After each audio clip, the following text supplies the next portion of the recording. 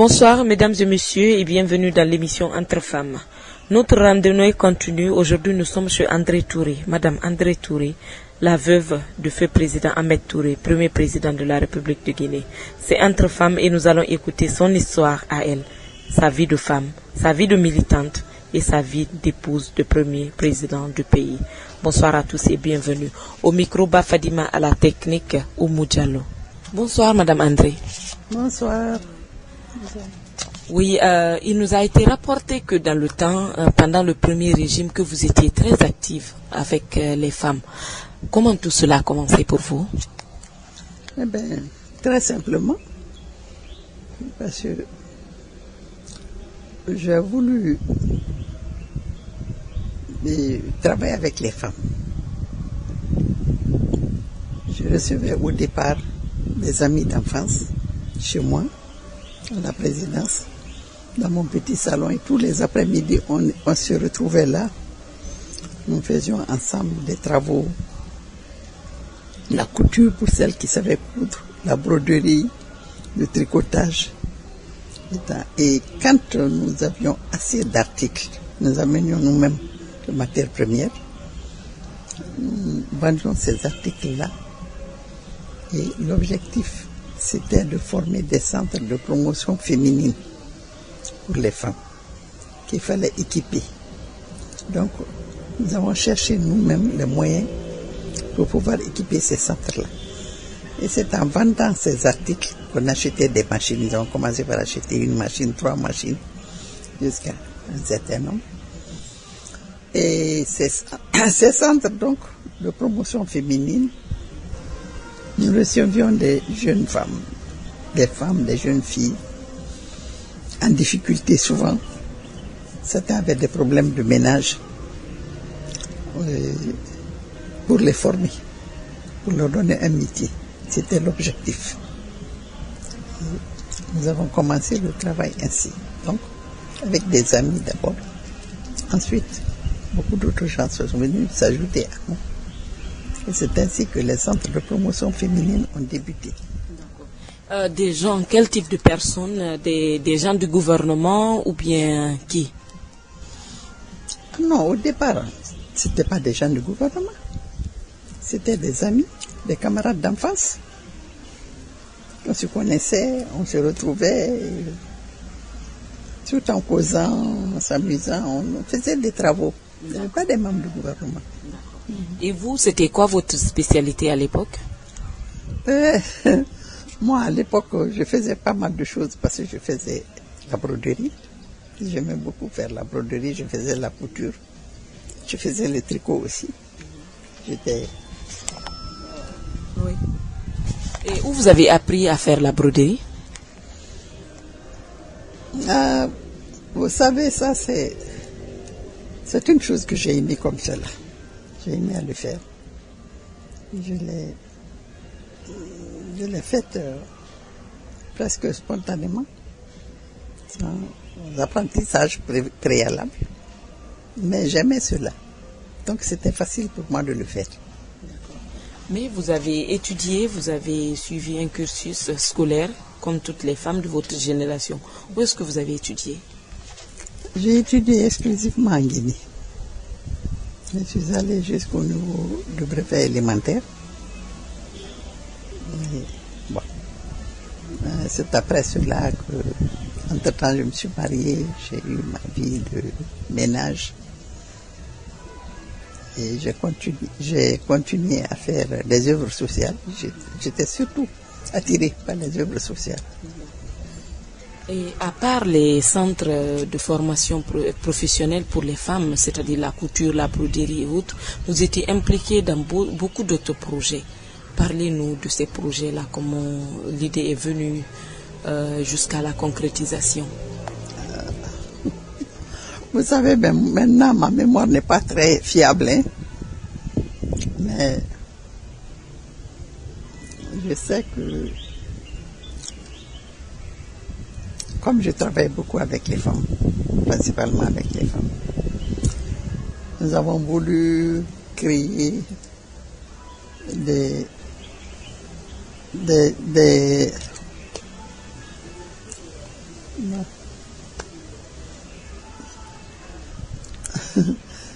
des écoles pour enfants.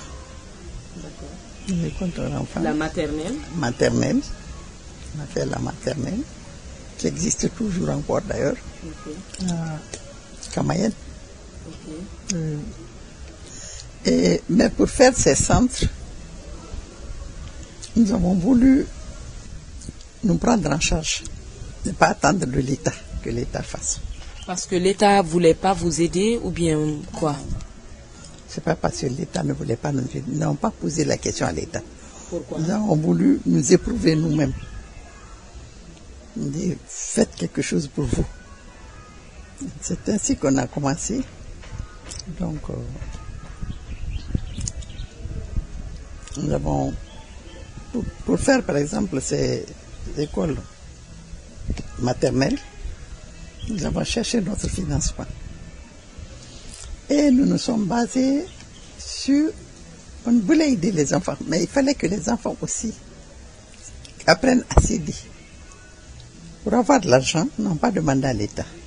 Nous avons organisé des concours de contes et légendes. On a demandé aux enfants d'écrire des contes et des légendes. Nous avons fait une commission pour corriger ces contes et légendes. Les meilleurs contes ont été retenus et nous avons imprimé des livres de contes et légendes faits par les enfants qui étaient illustrés. Il y avait des animations par des amis à nous qui savaient dessiner, qui venaient illustrer. Et donc ces livres-là ont été imprimés. À l'époque, c'est les femmes soviétiques qui nous ont aidés à imprimer les livres que nous avons faits. Et ces livres vendus nous ont donné de l'argent qui nous ont permis de construire une école maternelle qui se trouve encore Quand nous avons fait l'école maternelle, il fallait équiper ces écoles. Et c'est des équipements spécifiques pour les enfants, de tout petits enfants. Et nous avons été aidés par l'ambassade du Canada. J'ai eu l'occasion un jour d'en parler avec la femme de l'ambassadeur. Je l'ai fait visiter le centre. Et elle nous a beaucoup aidés pour avoir les équipements. Où se trouve cette école aujourd'hui? L'école se trouve toujours là, la même place, au jardin du 2 octobre. L'école existe toujours. Il y a toujours des enfants, je passe de temps en temps devant, je n'entre pas, mais ça me fait plaisir. Moi j'ai fait ça surtout, c'était pour pouvoir aider les femmes qui travaillent.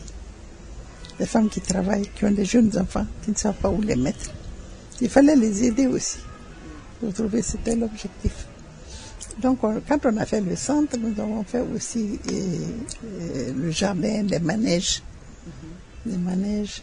Mais nous faisions en sorte qu'on n'attende pas tout de l'État. Que nous-mêmes, nous fassions quelque chose pour nous. Et c'était ce combat que nous menions. Et Dieu merci, nous avons pu réaliser. Au moment de la construction de l'école, nous avons utilisé les jeunes élèves des écoles professionnelles avec leurs maîtres. Il y avait des professeurs allemands à l'époque, allemands de l'Est, qui nous ont beaucoup aidés. C'est eux qui venaient, c'est eux qui ont construit les écoles. Donc c'était à moindre frais. C'est ce qu'on a pu réaliser. Le manège. Les manèges, voilà, les manèges. Ça, nous avons commandé en Italie, les manèges.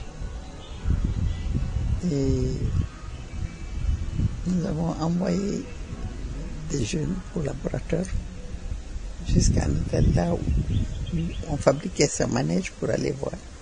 Ils sont allés, ils ont discuté les prix, ils sont venus et ils ont pu acheter des manèges.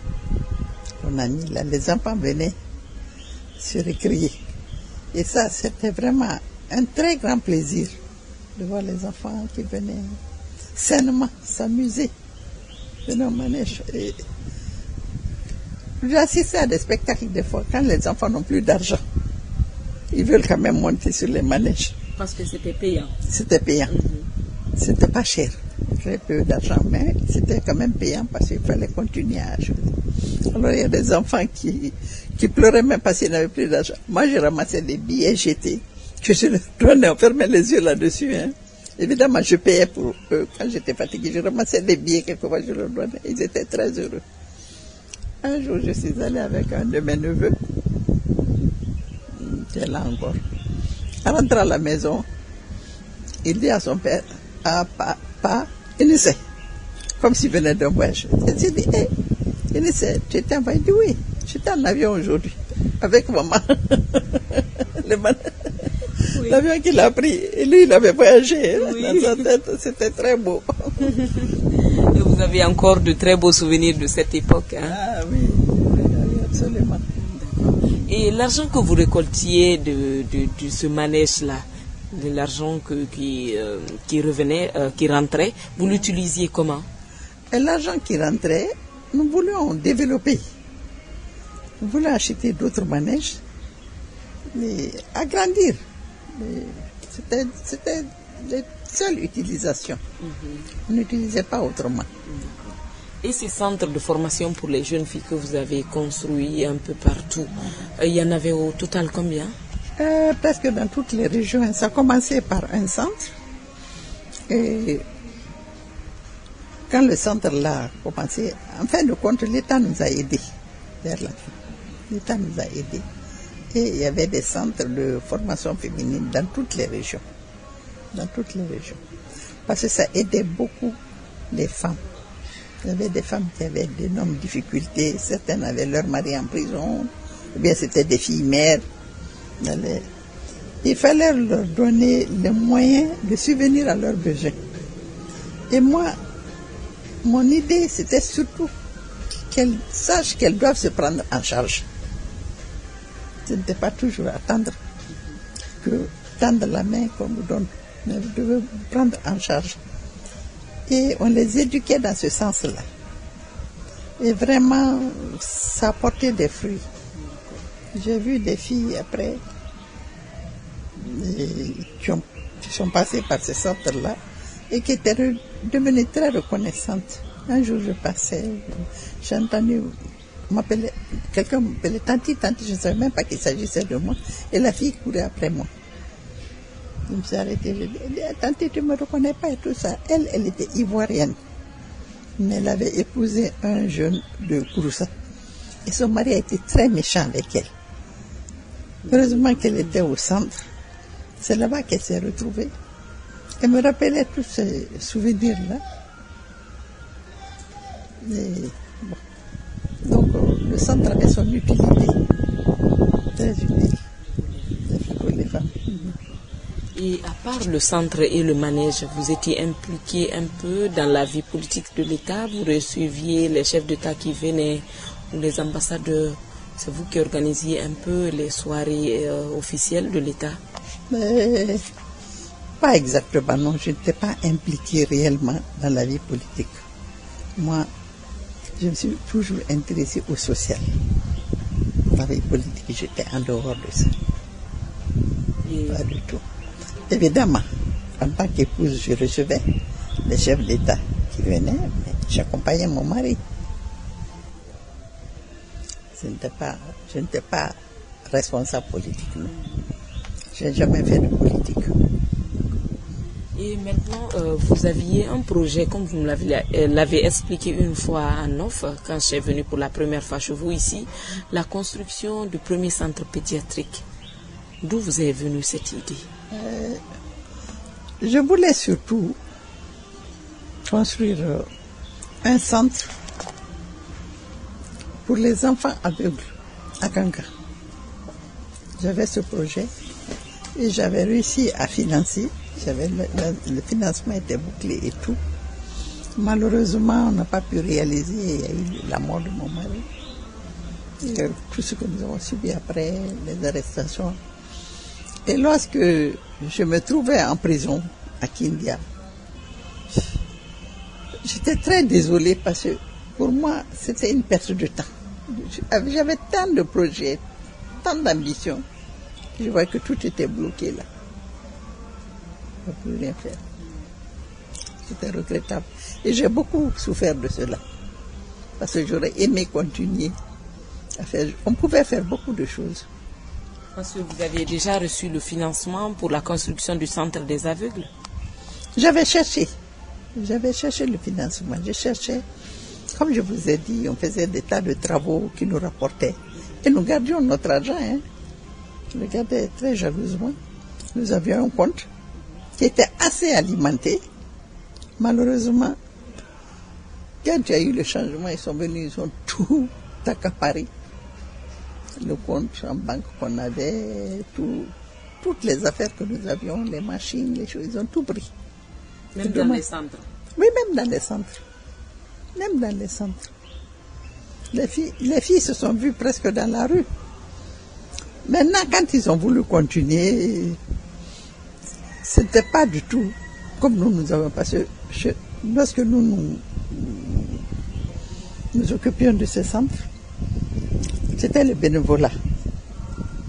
Et les jeunes ne payaient pas. L'enseignement était gratuit. Tout était gratuit. Maintenant, ils ont ouvert des centres qu'il fallait payer. Donc tout le monde ne pouvait pas payer. Il y a beaucoup de gens qui se sont vus comme cela, écartés. Et on vient de me dire qu'un centre là, qu'on est en train de faire un immeuble. Je ne sais pas comment. C'est le centre qui continue ou bien ils ont...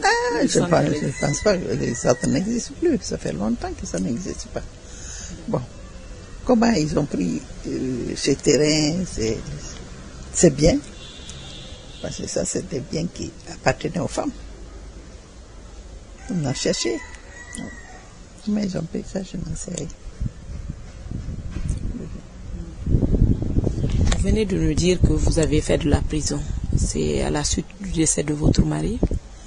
Oui. Après le décès de mon mari, mon mari, une semaine de maladie, il est mort. Une semaine après, nous, la famille, moi, mes enfants, mes belles-sœurs, les compagnons de mon mari, on nous a tous arrêtés, on nous a mis en prison. Pour quelle raison? Et vous, dans quelles circonstances vous avez été arrêté? Ils sont venus chez moi. J'avais déménagé ici à Koléa, parce que pour une raison pratique. J'ai quitté la présidence, je suis venu parce que mon beau-frère occupait là où je me trouve en ce moment. À Koléa ici. Moi, je suis allée dans la villa à côté, toujours à Koléa. C'était facile pour les visiteurs quand ils venaient nous rendre visite. C'est par esprit pratique que j'ai déménagé ici. Alors, je suis restée là. Une semaine après l'enterrement de mon mari, je n'avais même pas vu la tombe de mon mari. J'ai reçu la visite du Premier ministre de l'époque, Diarra Traoré. Il est venu me voir. Et bon, quand il est venu, j'ai remarqué qu'il regardait beaucoup la maison. En moi-même, je me suis dit, ah, cet homme se voit déjà dans cette maison. C'est ce que je me suis dit. Moi, je n'ai rien dit. Il y avait un garde-corps qui était à côté de moi, un jeune qui était assez près de nous, Kalaba. C'est lui qui a remercié le Premier ministre à mon dit, ah, vous savez, l'état dans lequel se trouve madame, maintenant, on ne peut pas parler de ça là. Et c'est le même jour, après le départ de Diarra, il paraîtrait, il s'est confié à des gens, il était frustré, il dit que je suis orgueilleuse, parce qu'il pensait peut-être que je me serais jetée à ses genoux ou quoi, je n'en sais rien. Et dès qu'il est parti, il a envoyé les gens pour nous arrêter. On nous a arrêtés comme cela. Moi, on me dit, ah, il faut venir voir mon beau-frère, tous les enfants, tout le monde, on nous a tous arrêtés le même jour. On nous a mis en prison à Kindia. Jusqu'à aujourd'hui, je ne sais pas la raison pour laquelle ils ont été arrêtés. Je ne sais pas. C'est resté comme cela. Mais ce qui m'a fait beaucoup, beaucoup de peine et qui continue à me faire beaucoup de peine, c'est que pendant que nous étions en prison à Kindia, les compagnons de mon mari, ceux avec qui il a lutté pour libérer ce pays, le premier ministre Lansana Diabogui, l'Emfa Maraketa, les Elhadji Moussa Diakité, et tous ces sont morts en prison à Kindia. Même un poulet ne s'est pas remué en Guinée. Ça m'a touché quand même. Ça continue à me toucher. Je dis, les Guinéens, ils n'ont rien fait pour défendre. Ils ont tué 21 personnes pendant que nous étions en prison. Nous avons échappé par miracle. Mon fils et moi, on a échappé. Mes belles-sœurs, entre-temps, avaient été libérées. Elles ne sont pas restées comme nous. Moi, nous avons fait 4 années. Elles ont été libérées un peu plus tôt. Ainsi que ma fille Ami Touré a été libérée. Mais nous avons fait 4 années de prison. Mon fils et moi. Vous étiez dans la même cellule? Non, on était dans la même prison, pas dans la même cellule. On était dans la même prison. Vous étiez seul dans une cellule ou bien vous étiez avec d'autres personnes? J'étais avec d'autres personnes, avec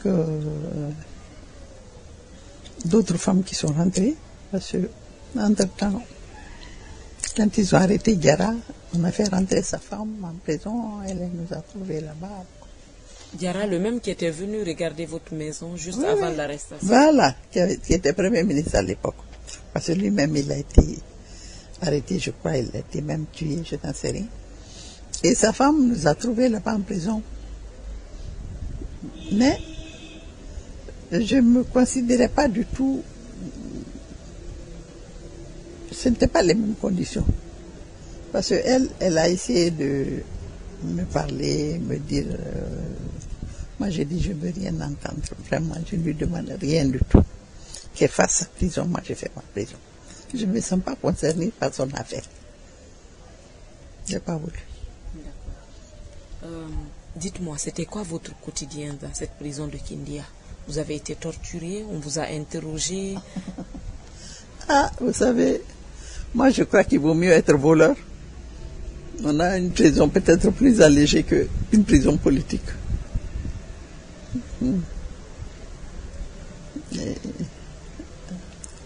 Évidemment, on nous torturait. Tout le monde n'était pas torturé, heureusement d'ailleurs. Mais les nuits surtout. Vous, on vous a torturé? Oui. Moi, on m'a torturé, on a torturé mon fils. On a torturé d'autres personnes. Un jour même, il m'avait attaché, la corde était même rentrée dans ma chair. La cicatrice est restée assez longtemps. Et ils ont voulu me mettre la corde au cou aussi. C'est un militaire, un chrétien, qui est rentré, heureusement pour moi. Quand il a vu ça, il était révolté, il dit non, non, non. Enlevez-la. Il pouvait me tuer. Et moi, j'avais un problème à l'époque de santé. J'ai un médicament que je continue d'ailleurs à prendre. Je dois le prendre toute ma vie. Et lorsqu'on était en prison, ce médicament m'a manqué. Et j'achetais ma dose annuelle. Il n'y avait qu'une de mes sœurs qui savait que je prenais ce médicament. Parce que c'est très banal, un petit comprimé de rien du tout. Mais quand je prends, c'est comme si je n'ai rien. C'est un médicament contre quoi? La thyroïde. Je fais l'hypothyroïdie.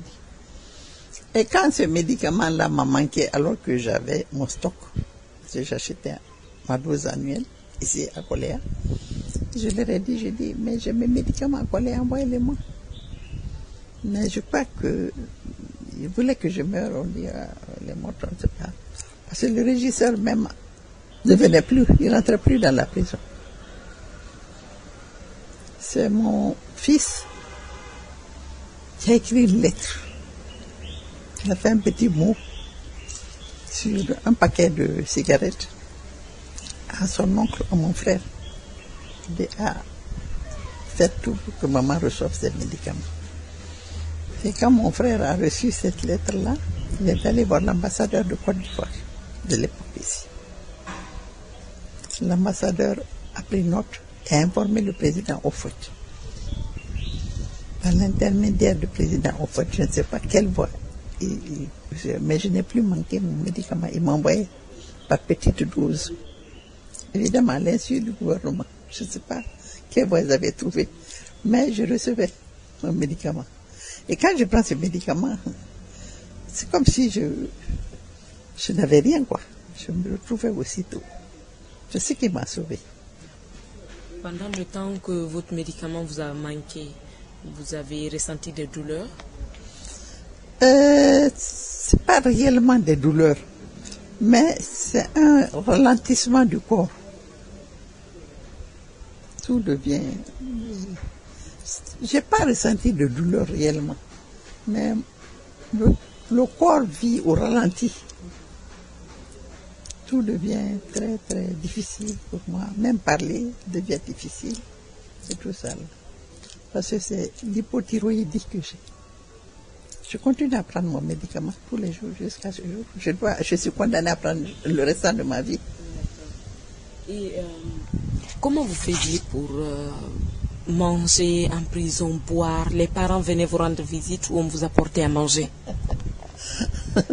Vous me faites rire. Vous ne savez vraiment pas ce que c'est que la prison politique. Rendre visite, hein? Il n'est pas question. Personne ne venait nous voir. C'est le repas qu'on préparait pour les prisonniers. Nous mangions ça. On ne reçoit aucune visite. Aucune visite. Bon. Et moi, j'ai toujours aimé l'agriculture cultivée. Même en prison encore, j'ai planté, j'ai demandé il y a celui qui faisait le marché, un militaire qui faisait le marché. Je lui ai demandé de m'envoyer quelques rejets de bananes. Il a réussi à rentrer quelques rejets de bananes que j'ai plantés dans la cour de la prison. Comme la cour est très sale, ça a donné. Quand j'ai récolté mon premier régime de bananes, j'ai laissé mûrir, je l'ai distribué à quelques prisonniers. Tout le monde ne pouvait pas avoir évidemment un régime. Mais certains, ça fait des années qu'ils n'avaient pas vu de bananes de leurs yeux. Ils les ont gardées pendant plusieurs jours avant de pouvoir manger. Moi, j'ai distribué à ceux qui ont pu avoir. Et avant ma sortie, la cour de la prison était remplie de bananiers. C'était devenu une bananerie.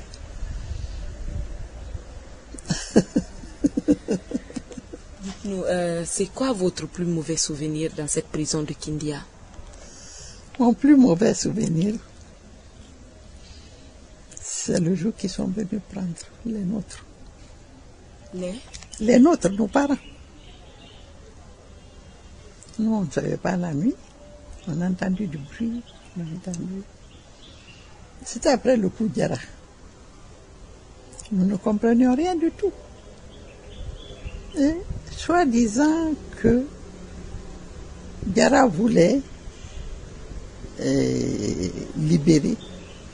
libérer, que c'est pour cela que je dis. Comment Yara nous insultait.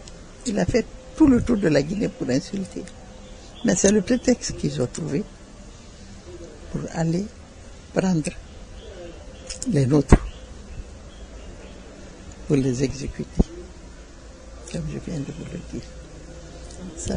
Ça c'était terrible. Parce que on ne voyait pas. Nous étions dans la cellule des femmes, on est venu tout fermer et tout ça là.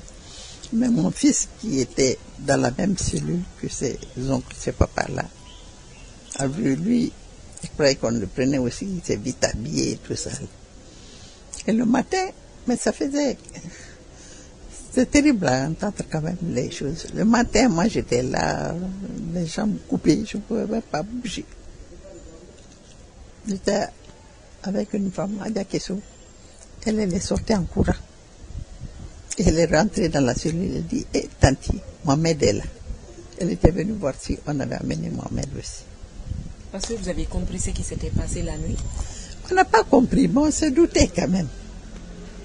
Se doutait, on n'a pas compris. On ne pouvait pas imaginer, quoi. C'était difficile à imaginer. Mais les soldats étaient là comme s'ils allaient en guerre, casqués, tout ça. Il fallait les voir comment ils étaient, armés. Qui vous a expliqué ce qui s'était passé la nuit pour que vous compreniez la situation? Mais on n'a pas eu d'explication, nous avons vu les réalités. Qu'on n'imaginait même pas, hein, parce que c'était difficile à comprendre. Ils ont trompé comme ils ont pu. Par exemple, pour le Premier ministre Lansana Berugui, ils disent que Béa est je ne sais pas où. On lui a amené soi-disant son repas, qu'il venait prendre après pour manger. Mais ils savaient que Béa n'était plus là. Vous dites que vous n'avez pas pu vous lever le matin. Qu'est-ce que vos jambes avaient? Mais les jambes, c'était l'émotion. L'émotion, c'était par les émotions, parce que tous les bruits qu'on a entendus là, on savait que ce n'était pas du bon. Quelqu'un m'a rapporté qu'un jour, vous avez eu la clavicule cassée en prison. Est-ce vrai? Non. Non, cela n'est pas vrai. Je n'ai pas eu la clavicule cassée. Donc vous dites que vous n'avez pas eu la clavicule cassée. Quel impact physique votre séjour en prison a eu sur vous?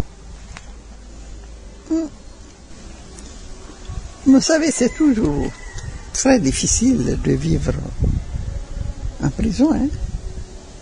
Ça, c'est très difficile. Parce que quand nous sommes arrivés, il y avait encore des prisonniers, des civils qui étaient là.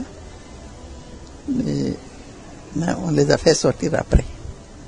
Mais la prison était tellement sale. C'était tellement sale. C'était difficile d'y vivre. Et on a vu même ce qu'on appelle le ver de Guinée. Et ça, c'est très dangereux pour nous. Mais nous avons pris le balai, le savon, nous avons lavé. Pour avoir un peu d'hygiène au moins, pour pouvoir vivre. Laver. Et bon, la cuisine aussi, Dieu merci, que on laissait les nôtres aller à la cuisine un peu. Ce qui faisait que on pouvait respecter quelques règles d'hygiène. Mes deux belles sœurs, c'est elles qui préparaient le riz, on triait le riz et tout ça. Et le régisseur, quand il achetait la viande qui devait être préparée, il se prenait les meilleurs morceaux, ce qui restait là, qu'on préparait pour les prisonniers. Et l'eau de boisson aussi, nous mettions dans une bassine et moi je faisais couvrir ça par une écharpe. Après je me suis dit, c'est comme si le président savait qu'une vie pareille nous attendait. Il n'a pas voulu nous habituer aux excès. Nous vivions très simplement, très simplement avec mon mari. Il vivait très simplement. Et mon mari mangeait exactement ce que n'importe quelle famille guinéenne pouvait manger. C'était notre repas. Et même des fois, quand il me trouvait en train de boire de l'eau glacée, il me disait, attention, ne t'habitue pas à ça, il n'y a pas de glace dans les villages. Il était très strict avec nous. Je me rappelle, une fois, une amie m'a donné une belle tenue, brodée, très jolie, que j'aimais beaucoup. Un soir, mon mari rentre, il trouve que j'avais repassé ma tenue, que j'avais mis sur le lit. Il dit, c'est pour qui ça? J'ai dit, ça peut être pour qui? J'ai dit, c'est pour moi. Il me dit, tu sais que si tu portes ça, tu ne me suis pas. J'ai dit, ah, pourquoi? Il ne faut jamais porter quelque chose qui attire le regard des autres. C'est pour vous dire comment il était strict avec nous-mêmes. C'est ainsi que même ses enfants n'ont pas voulu que ses enfants étudient ailleurs. Tous nos enfants ont étudié, ils ont fait toutes leurs études en Guinée jusqu'à la fin de leurs études. Heureusement pour nous que tous les deux travaillent très bien, et Ami Touré et son frère Mohamed. Quand ils ont eu le bac, moi j'ai dit à mon mari, j'ai dit, mais si tu peux leur donner une bourse pour terminer, il dit jamais. Mes enfants feront toutes leurs études ici. Effectivement, ce qui s'est passé. Après, ils ont commencé à travailler, chacun, Aminata qui avait fait le droit, travaillait la justice, et Mohamed, lui, il était économique, il a fait des études économiques. Et c'est ainsi que les enfants ont été, et cela nous a beaucoup aidés. À notre sortie de prison, j'ai été invité par le président Houphouët-Boigny de Côte d'Ivoire. J'ai été d'abord reçu par le roi Hassan de Maroc. D'abord, comment vous êtes sorti de la prison? Par des démarches organisées par Sa Majesté, le roi Mohamed V, qui a fait beaucoup de démarches pour nous sortir. Et quand il a réussi à nous sortir,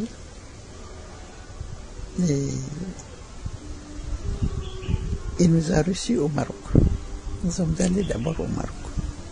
On a été reçus par Sa Majesté. Et arrivé au Maroc, le président Houphouët-Boigny a voulu nous recevoir aussi en Côte d'Ivoire. Il a fait beaucoup de pression, on demandait toujours à Sa Majesté de nous laisser partir. En fin de compte, nous sommes allés en Côte d'Ivoire aussi, à l'invitation du président Houphouët-Boigny. Dieu merci, tout s'est bien passé. Moi, j'étais préoccupée par la situation de mon fils. Et c'est ce que mes préoccupations que j'ai dit au président. Je voulais que Mohamed soit éloigné du contexte guinéen. Parce que la Côte d'Ivoire, c'est la porte d'à côté. Et moi, je voulais vraiment plus qu'il reste dans ce contexte-là. J'ai demandé au président Houphouët, je lui ai dit, si vous pouvez donner une bourse à mon fils pour qu'il fasse les études post-universitaires, il dit, ça me fera beaucoup plaisir. Il m'a demandé où je souhaite qu'il aille. J'ai dit que ce soit au Canada ou aux États-Unis. J'ai dit, mais je veux qu'il soit loin de ce contexte-là. C'est lui qui a donné une bourse post-universitaire à Mohamed. Il l'a envoyé aux États-Unis. Arrivé aux États-Unis, mon mari avait un ami américain. Quand il a appris M. Bradford, qu'on était sorti de prison, il m'a téléphoné un jour. J'étais à Abidjan. Oh, madame Chekoutou, je suis content, on vous a libéré. J'ai dit oui. J'ai dit, comment ça va? Il dit, j'ai dit, M. Bradford, ça ne va pas. Eh, comment ça ne va pas? J'ai dit, mon fils est aux États-Unis et aucune université ne veut le prendre. Parce que les universités ne l'ont pas accepté? Non, parce que ce sont ces papiers qui n'étaient pas réguliers, quoi. On avait fait des papiers ici. Nous avons été aidés par des amis ici qui ont fait des papiers, mais qui n'ont pas tenu compte des 2 années de faculté. On faisait 2 années de faculté avant d'aller à l'université. Et ils ont sauté les 2 années là pour... Les Américains ne comprenaient pas comment il est allé à l'université. Alors j'ai expliqué ça à M. Bradford. M. Bradford me dit, donnez-moi les coordonnées de Mohamed. Il a téléphoné à Mohamed, lui a expliqué le problème. Lui, il a écrit maintenant aux universités pour expliquer notre problème et tout ça. Et cela nous a aidés parce que aussitôt l'université du Texas a accepté Mohamed, mais ils disent, nous le testons d'abord. Nous ne prenons pas. Nous le testons avant de le prendre. Ils ont fait le test qui a été concluant. Ils ont dit, nous c'est des étudiants comme cela que nous souhaitons avoir.